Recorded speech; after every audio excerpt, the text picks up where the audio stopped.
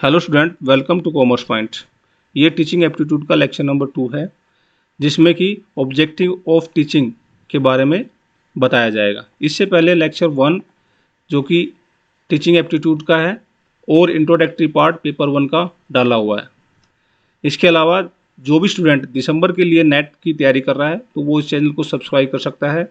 उसको PDF form में हर एक नोट, क्वेश्चन सीरीज और अलग तरीके से क्वेश्चन की प्रैक्टिस कराई जाएगी। सो आज का जो लेक्चर है वो ऑब्जेक्टिव ऑफ टीचिंग है, जिसमें कि टीचिंग के क्या ऑब्जेक्टिव है और इसके क्या मॉडल है उसके बारे में बताया जाएगा। So let's start. सबसे पहले ऑब्जेक्टिव ऑफ टीचिंग। अब टीचिंग का मतलब होता है कि पढ़ाना। इसके ऑब्जेक्टिव क्या होते हैं, पढ़ाया क्यों जाता है, टीचिंग के क्या ऑब्जेक्टिव होते हैं। तो सबसे पहला ऑब्जेक्टिव है इसका कि ये क्या है, साइकोलॉजिकल और फिलोसॉफिकल फेनोमेना है। तो ये आपने दो कीवर्ड याद रखने, साइकोलॉजिकल और फिलोसॉफिकल। इसके बाद में teacher must be aware of his work and it's meaning. मतलब कि जो टीचर टीचिंग कर रहा है वो अपने स्टूडेंट को जो भी पढ़ा रहा है उसके बारे में अवेयर होना चाहिए, और जो पढ़ा रहा है उसका 100% उसका मीनिंग उसको पता होना चाहिए। ये सेकंड ऑब्जेक्टिव है टीचिंग का। उसके बाद में teacher education must be assume a more active social role. इसका मतलब है कि आप की जो टीचिंग है उसका एप्लीकेशन सोसाइटी में होता है।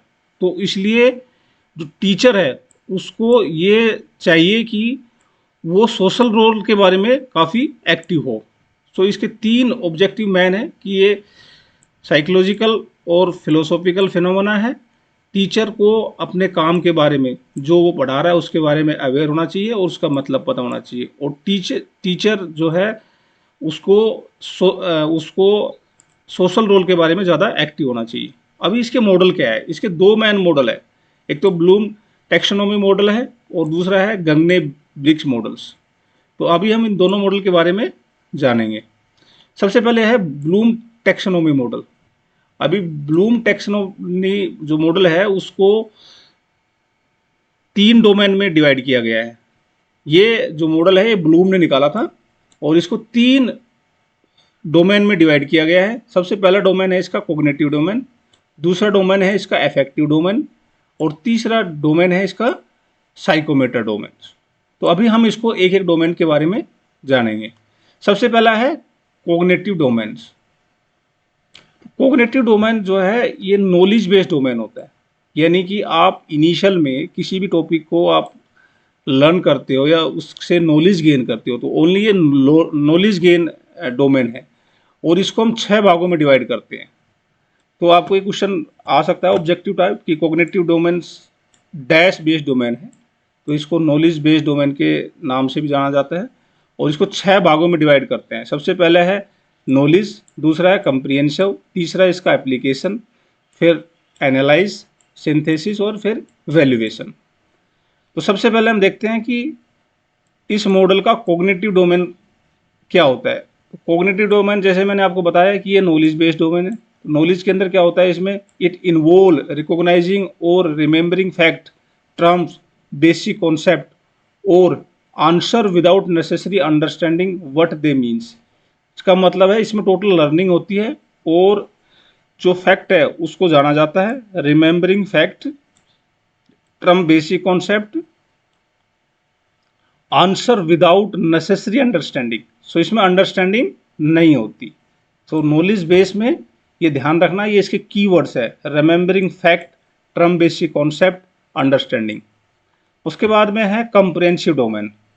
अभी नॉलेज बेस के बाद में दूसरा आता है कंप्रिहेंसिव, मतलब ये उससे ऊपर वाला डोमेन है।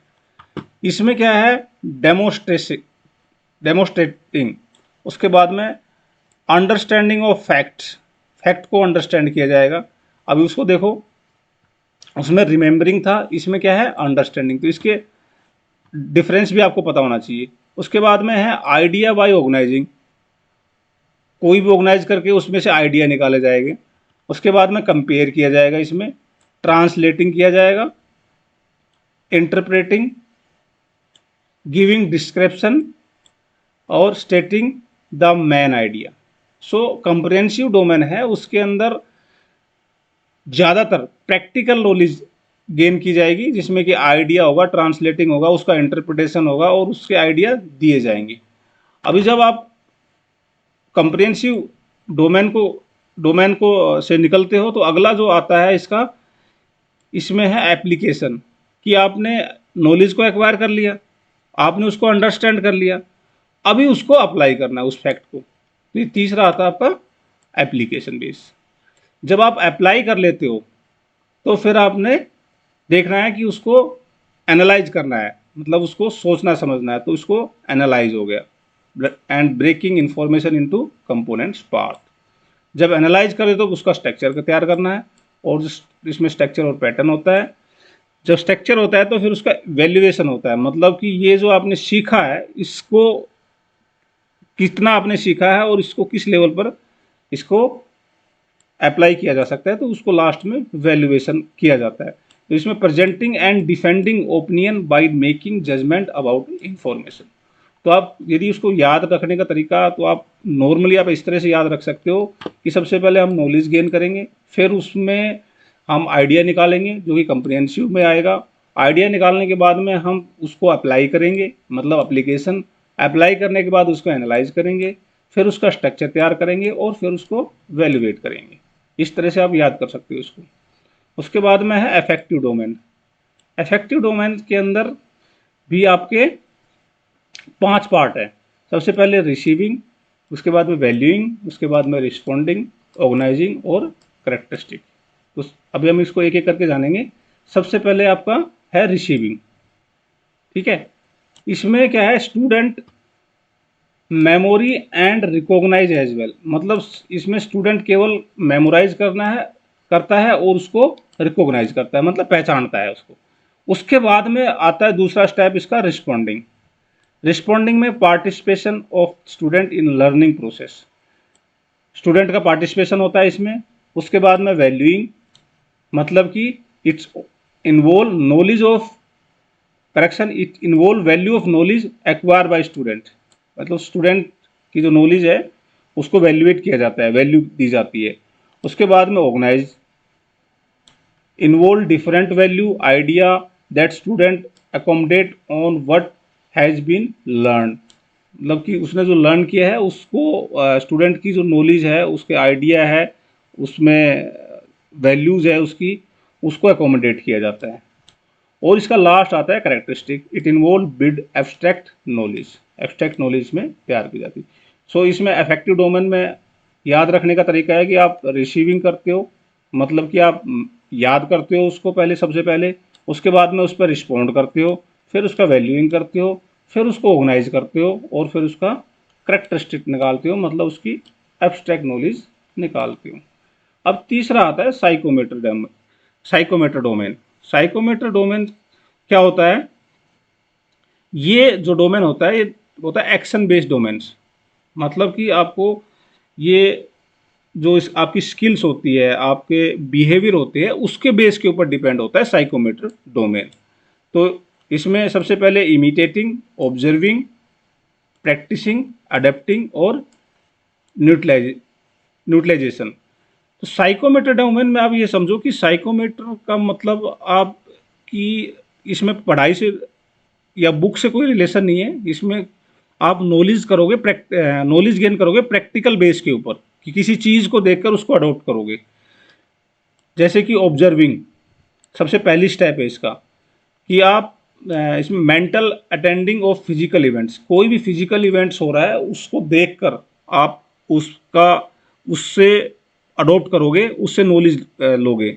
उसके बाद में इमिटेटिंग, मतलब कि उसकी copy of the physical behaviour, उस फिजिकल बिहेवियर की आपने कॉपी तैयार करनी है, मतलब कि आपने कॉपी करना है। जैसे कि आप लिखते हो तो अपने दिमाग के अंदर आपको कॉपी करना है, उसको इमिटेटिंग बोलते हैं।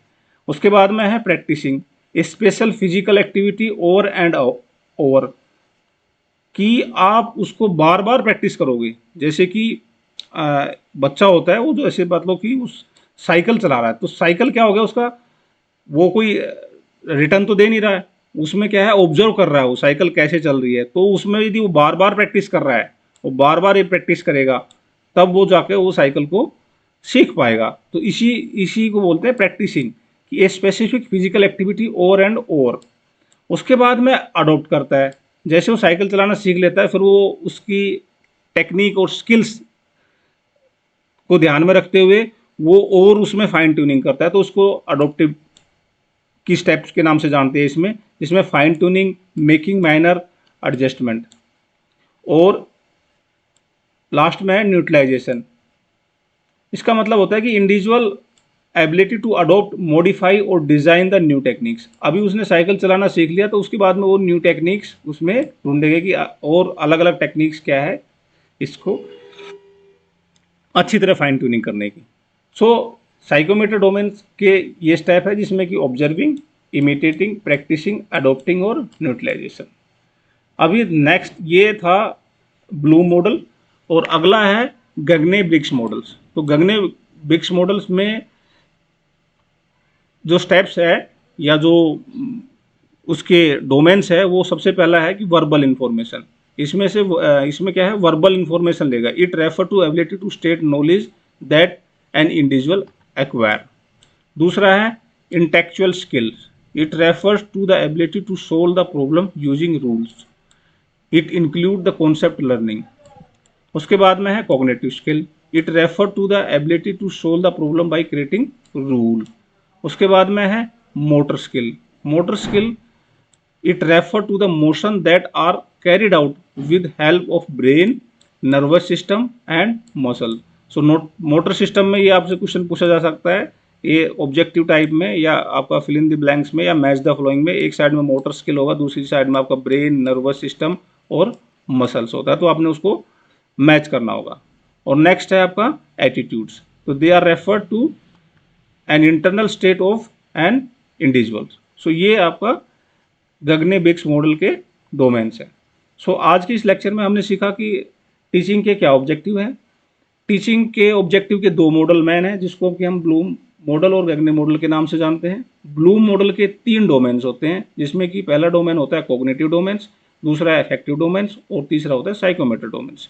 इसके बाद में गगने मॉडल्स के जो डोमेन्स होते हैं वो verbal information, intellectual skills, cognitive skills, motor skills और एटीट्यूड्स। अभी हमारी आगे आने वाली सीरीज लेक्चर 3 आएगा, और टोटल हमारी 7 सीरीज लगेगी, जिसमें कि हम टीचिंग एप्टीट्यूड को कंप्लीट कर देंगे और आगे फिर रिसर्च एप्टीट्यूड को स्टार्ट करेंगे। सो लाइक करें, शेयर करें अपने दोस्तों के साथ में, ताकि उनको भी ये इन्फॉर्मेशन मिले। Thank you.